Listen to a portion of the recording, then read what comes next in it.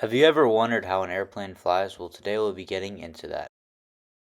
The driving question of this video is, how does the science of wings allow an airplane to fly? To break this down, we'll be asking three questions. How does an airplane fly? How do wings generate lift? And how do Bernoulli's principle and Newton's third law explain this? Before we get into this, there are definitions you need to know. The first is force, which is a push or pull on an object.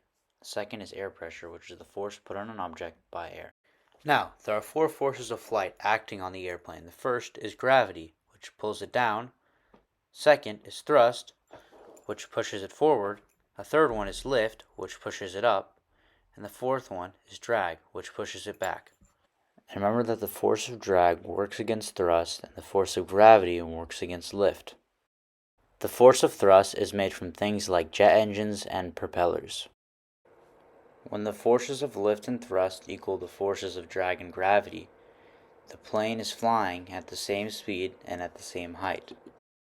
But the forces of lift and thrust equal the force of gravity and drag can also mean the airplane stays on the ground, but the difference is the airplane is already flying and this plane isn't. And that plane keeps flying because the forces are equal.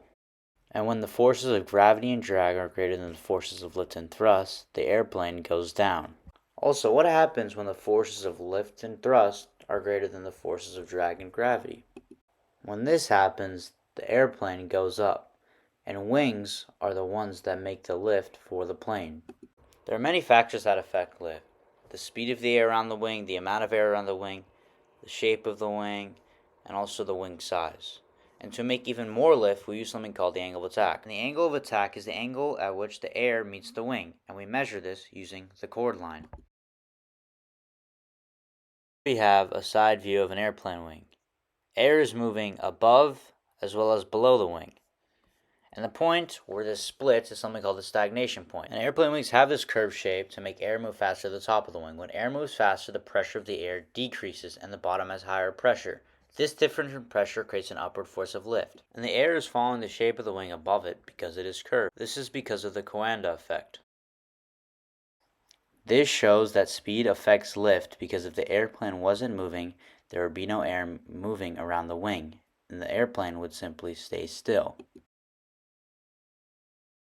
Let's first start off with Newton's third law of motion, which states that for every action there is an equal and opposite reaction. Imagine yourself or a random person sitting on a chair. The chair is pushing back up because their weight is pushing down.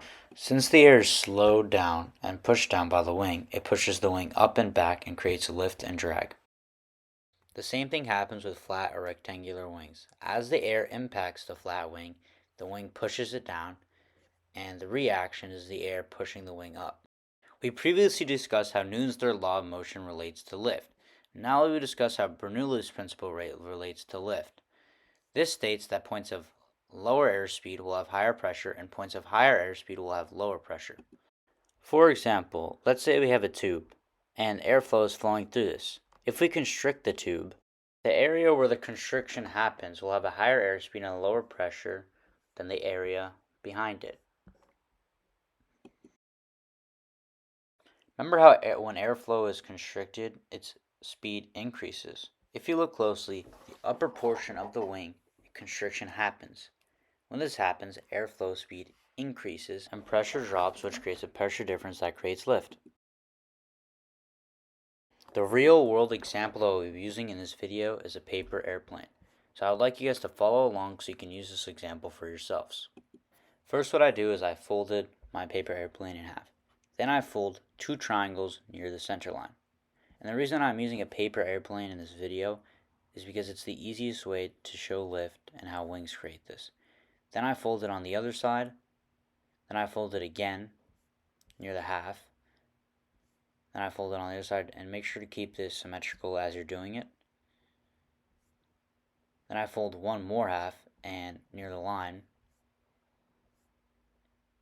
and on the other side again. And here we have our completed paper airplane. Here I am testing the paper airplane at the park. Now imagine the four forces of flight that I mentioned earlier on the airplane. The thrust is made from me throwing the airplane forward, and it starts to go up because of lift, which is made from the airplane's wings. And as this is happening, drag is pushing it back, which makes it slow down after a couple of seconds. And eventually the wings can't create enough lift to keep it in the air, and gravity makes the airplane fall to the ground. The paper airplane is able to keep flying because there's less pressure on top of its wings than below. And this pressure difference is what causes the lift that makes it keep flying. So in conclusion, the answer to our driving question, how does the science of wings allow an airplane to fly, is lift, and wings make that lift that is needed for an airplane to fly. And we can explain this by using Newton's third law and Bernoulli's principle. And we can also show these things by using real-world examples like the paper airplane.